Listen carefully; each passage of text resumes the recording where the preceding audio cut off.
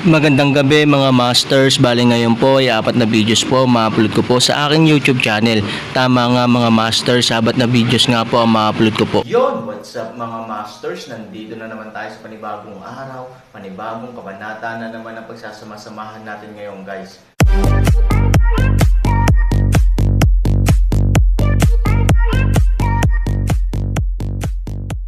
Bali mga masters, kung bago ka pa lang po sa aking YouTube channel, please click the subscribe button, lalong-lalo na po yung notification bell guys, para maging connected pa rin tayo sa isa't isa at maging updated kayo sa mga susunod ko pang video. Bali mga masters, bago natin umpisahan ng kwento ay mag-shoutout po muna tayo para sa mga solid nating tagapakinig. Yun na nga mga masters, no? Bali hindi na ito patagalin. In 3, 2, 1, let's go! Mga master, magbabalik tayo sa pag-upload ng 4 na videos everyday simula ngayon araw. Salamat sa solid na pagsuporta mga master. Kabanata 3206 hanggang 3010.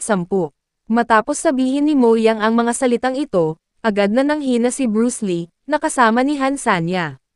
Alam niya na hindi biro ang sabihin ang mga salitang ito bilang Mo Yang, at madali niya itong magagawa. Sinundan ni Bruce Lee ang Aaron, ngunit umaasa siyang maging sikat at maanghang. Hindi niya inaasahang kukunin niya ang kanyang buhay sa lalong madaling panahon, na ikinalulungkot niya. Kung may mapagpipilian, hindi makikilala ni Bruce Lee si Aaron bilang boss, ngunit ngayon ay gusto niyang bumalik, at wala na siyang pagkakataon. Tulad ng sinabi ko kanina, hindi ko kalaban lahat ng lumalaban mo. Ang pagganap ng Aaron ay medyo kalmado, kahit na sa mga mata ay hindi nagpakita ng kaunting gulat. Kinagat ni Mo Yang ang ngipin pagkatapos kumagat, gusto niyang makahanap ng ilang bakas ng panik sa Aaron, ngunit napakalma ng batang lalaki na wala siyang mahanap na anumang mga depekto. Si Mo Yang ay isa ring tao na nakaranas ng malalakas na bagyo. Sa edad ni Aaron, siya ay gumagala sa lipunan. Ngunit sa pagbabalik tanaw, si Mo Yang, ang edad ni Aaron, ay mahiyain pa rin. Kung ikukumpara sa pagiging mahinahon ni Aaron, wala siya sa parehong antas.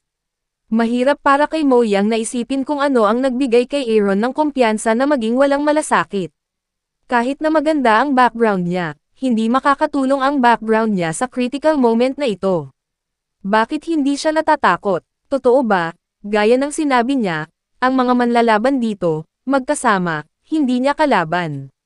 Paano kaya ito? Maliit lang na bata, kahit black boxer. Hindi ba kalokohan yun? Kung ganoon, bibigyan kita ng pagkakataong subukan. Malamig na boses na sabi ni Mo Yang, agad na tinitigan ang isang mata sa kamay. Unawain kaagad ang kahulugan ng Mo Yang, sa labas ng opisina. Inakala ni Mo Yang na matatakot si Aaron, ngunit ang kanyang nakaka-relax na hitsura ay hindi pa rin nag-aalala sa mga tao. Hindi ka ba talaga natatakot? Tinanong ni Mo Yang si Aaron na nakakita na siya ng maraming iba't ibang tao sa kanyang buhay, ngunit ang Aaron lamang ang nagparamdam sa kanya ng lubos na kakaiba. Hindi ordinaryong tao ang walang takot sa harap niya. Bakit matatakot? Tanong ni Aaron. Ang mga salitang ito ay halos hindi nagsuka ng dugo ni Mo Yang Chi. Bakit matatakot? Tanong bayan. Isa itong underground ring, at siya si Mo Yang. Para sa sino mang ordinaryong tao, ang kanyang mga binti ay dapat na napakahina sa oras na ito. Kunin si Bruce Lee halimbawa. Ang kanyang pagganap ay ang reaksyon na dapat magkaroon ng isang normal na tao. Kung titingnan mo ang iyong kaibigan, maaari mong tanungin kung bakit siya natatakot. Sabi ni Mo Yang. Lumingon si Han Sanchen para makita si Bruce Lee. Mapatla ang mukha ng lalaking ito, at patuloy na pinagpapawisan ang kanyang noo. Paano ang iba? Kainahinalang tanong ni Aaron. Si Bruce Lee ay hindi maaaring tumawa o umiyak. Nagsitakbuhan na ang ibang tao. Nang malaman ang pagkakakilanlan ni Chen Fei, ang mga taong iyon ay isa-isang umatras, sa takot na maapektuhan sila ng fish pond, at siya lang ang ilalagay sa stand. Boss, tumakas sila, sabi ni Bruce Lee. It doesn't matter. It doesn't matter kung nandyan sila o wala. Gusto mo bang pumunta? Tanong ni Aaron. Halos may bulalas ni Bruce Lee ang sagot sa tanong na ito. Dahil sa sitwasyong ito, paanong ayaw niyang umalis? Manatili dito at mamatay. Ngunit ipinagbawal ni Bruce Lee ang kanyang sasabihin. Nakita niya ang isang ngiti sa mukha ni Aaron at nakita niya ang katahimikan. Siguro, hindi siya natatakot. Marahil, hindi niya pinansin ang lahat ng ito. Kung matatag mong pipiliin na pumila sa kanya sa oras na ito, kapag nanalo ka sa taya, maaari kang maging tiwala niya, at ang mga benepisyong makukuha mo ay hindi maisip. At sinaktan ni Bruce Lee si Chen Fei.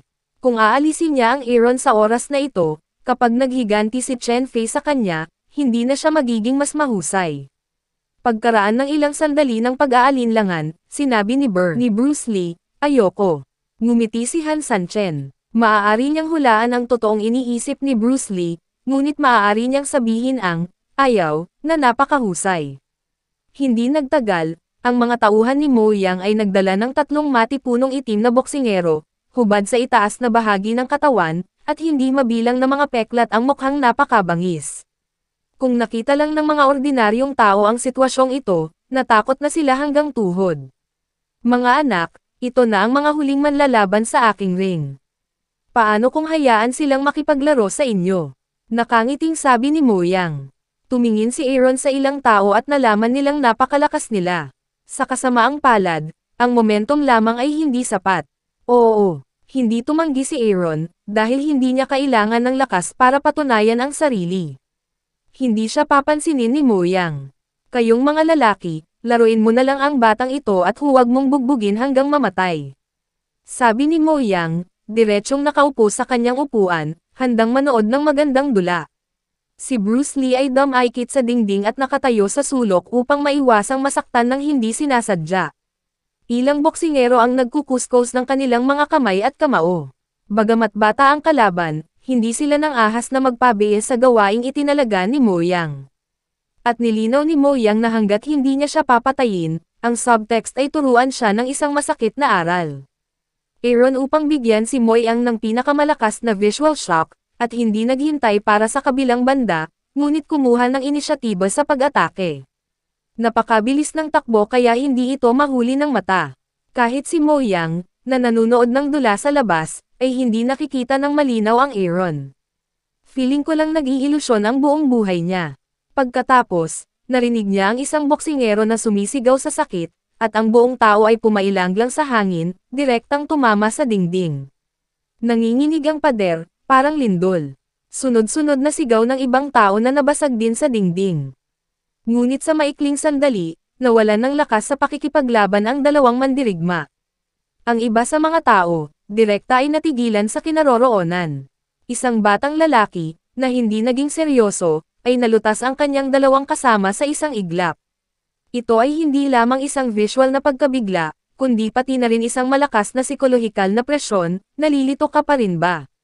Biglang napalingon sa tenga ko ang boses ni Aaron. Nagtataka ang tingin ng iba sa lalaki.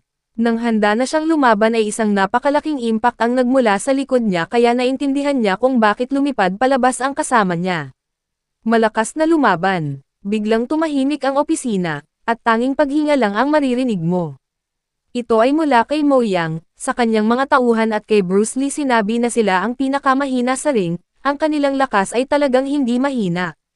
Higit pa rito, nalutas ito ng Aaron sa ganitong paraan, at ang visual shock ay hindi nagawang ilarawan sa mga salita. Matapos ang 3 minutong katahimikan sa opisina, lahat ng 3 tao na nakatayo pa ay nakatingin sa Aaron na may pagtataka. Hindi man lang sila kumurap. Sa oras na ito, biglang nagkaroon ng lakas ng loob si Bruce Lee, dahil nakita niya ang lakas ng Aaron, at alam niyang kahit nasa harap ni Mo Yang, ang kanyang maliit na amo ay may kakayahan na harapin ito, kaya hindi niya kailangang matakot. Boss, isa kang tunay na toro. Tahimik na lumakad si Bruce Lee hanggang sa Aaron at nagbigay ng thumbs up. Kasabay nito, natutuwa siya sa kanyang matalinong desisyon. Kung pinili na lang niyang umalis, hinding-hindi niya magagawang sundin ang Aaron. Ito na ang pinakamalaking pagkawala sa buhay niya. At ngayon, ang Aaron ay nagpakita ng ganoong kalakasan, kahit si Mo Yang ay hindi maglakas loob na maliitin, maaaring sundin ang gayong tao upang makihalubilo, ang hinaharap ay tiyak na walang limitasyon. 3,000 liwanag ngiti, ngunit ay upang makakuha ng 2 maliit na papel lamang, kung ano ang maaari baka. Siya ay nasa Yanjing, ngunit hindi siya natatakot sa buong mundo ng martial arts. Mukhang kailangan mong hayaan ang pinakamahusay na tao sa iyong larangan na lumabas. Sabi ni Aaron kay Mo Yang. Biglang huminga ng malamig si Mo Yang. Alam niyang minamaliit niya ang Aaron, at napakababa pa rin ng tingin sa kanya. Higit pa rito, sa kanyang pagganap ngayon, kahit natawagin niya ang pinakamakapangyarihang tao sa ring, maaaring hindi siya ang kanyang kalaban. Little brother, nagulat talaga ako sa husay mo. Sinabi ni Mo Yang na tinawag niya si Aaron bilang isang maliit na kaibigan, ngunit ngayon siya ay isang maliit na kapatid, na nagpapakita na ang pananaw ni Mo Yang sa Aaron ay nagbago. Hindi ka ba natatakot na ito ay isang aksidente at ayaw mong subukan muli? Nakangiting sabi ni Aaron. Si Mo Yang ay may mapait na ngiti sa kanyang mukha. Ito ay isang laban mula sa boxing hanggang sa karne. Walang aksidente. Ang ibig sabihin ng panalo ay panalo. Ito ay ang pagganap ng lakas. Walang dahilan. Kung gusto niyang subukang muli, talagang nasa puso niya ang ideyang ito. Talagang gusto niyang malaman kung anong uri ng wakas ang haharapin niya sa Aaron, ang pinakamakapangyarihang tao sa kanyang larangan ng boxing, ngunit hindi na kailangang gawin ito. Kuya, kung may maitutulong ako sa'yo, magtanong ka lang. Sabi ni Mo Yang. We'll be good friends. Naniniwala ka ba? Sincere na sabi ni Han. Para kay Mo Yang, ang kapatiran sa daan ay totoo o mali. Hindi talaga worth the heart. Sa ibabaw, mas malamang na ito ay isang lihim na paglipat. Pagkatapos ng lahat, walang gaanong moralidad sa kasalukuyang mundo. Ngunit nang sabihin ito ni Aaron, nagkaroon ng kakaibang pakiramdam si Mo Yang na tila kaya niyang maging mabuting kaibigan at kapatid kay Aaron. Hindi ko alam kung bakit mo nasabi iyon, ngunit umaasa ako. Sabi ni Mo Yang. Kung wala na, mauna na ako. Aaron nga pala ang pangalan ko. Tapos na ang Aaron, tumalikod at umalis ng opisina. Nang makita ito, naabutan siya ni Bruce Lee. Ang pagsamba ng kanyang puso sa Aaron ay tumaas sa tuktok. Kaya niyang gawin ang ganitong bagay sa opisina ni Mo Yang, pero umaatres pa rin siya. Ang Aaron ay marahil ang unang tao, at siya ay naging isang napakabuting kaibigan ni Mo Yang. Ang kanyang hinaharap na posisyon sa Cloud City ay nasa ilalim din ng isang tao. Aaron. Pagkaalis ni Aaron, tahimik na binibigkas ni Mo Yang ang kanyang pangalan. Boss, paano magiging napakalakas ng batang ito? Tinanong ng kanyang mga nasasakupan si Mo Yang na napakabilis lang ng lahat kaya hindi niya ito nakitang malinaw. Matagal siyang ikinagulat nito. Kasabay nito, nagsimula siyang mag-alinlangan sa pagkakakilanlan ng Aaron. Ang kanyang background ay tiyak na hindi gaanong simple kung maaari siyang magkaroon ng gayong mga kasanayan sa murang edad. Umiling si Mo Yang. Kung may nagsabi sa kanya na ang isang bata ay maaaring maging napakalakas bago ang insidenteng ito, hindi siya maniniwala. Ngayon, nakikita ng sarili niyang mga mata, kahit na ayaw maniwala ni Mo Yang, kailangan niyang aminin na may mga mahuhusay na tao talaga sa mundong ito. Ang Aaron ay tiyak na kabilang sa pinakamapagbigay na pag-iral. I have a feeling na hindi masamang makilala siya. Sabi ni Mo Yang. Tumanggo ang kanyang mga nasasakupan.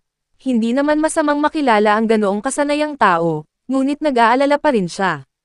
Tinanong niya si Mo Yang, Boss, ang taong ito ay taga Yanjing. Kailangan mo bang imbestigahan ang kanyang pagkakakilanlan?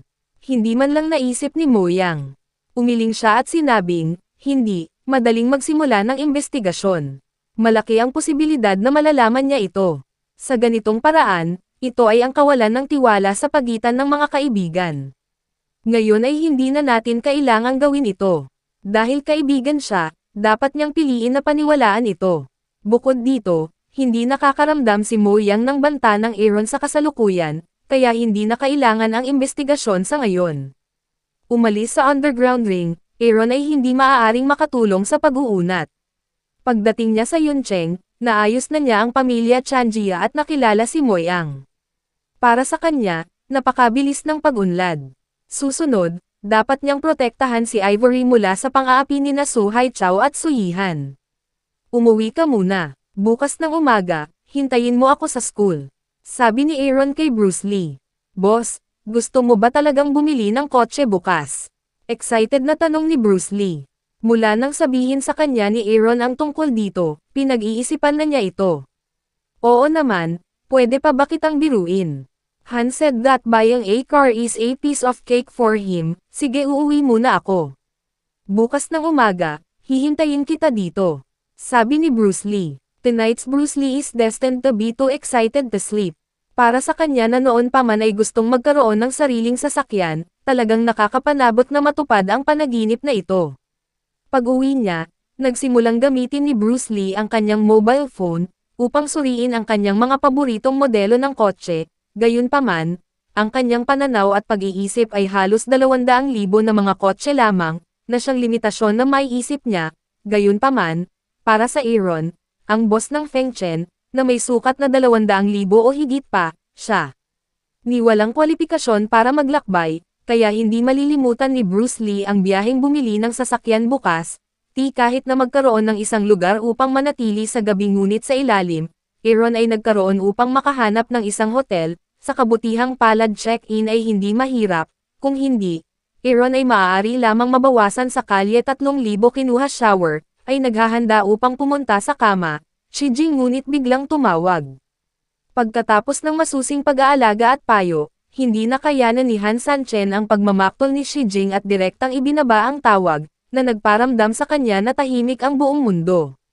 Matapos maging tahimik ang mundo, muling lumitaw ang figure ni Ivory isipan ni Aaron. Yun na nga mga masters, no? Bali panibagong kabanata na naman yung natapos natin ngayong gabi. Muli, maraming salamat po talaga sa walang sawang suporta po sa aking YouTube channel na talagang inaabangan nyo po ang bawat upload ko po. Bali mga masters, magkita-kita ulit po tayo bukas ng gabi at ngayon po ay magpapaalam po muna tayo. Bali mga masters, bye-bye!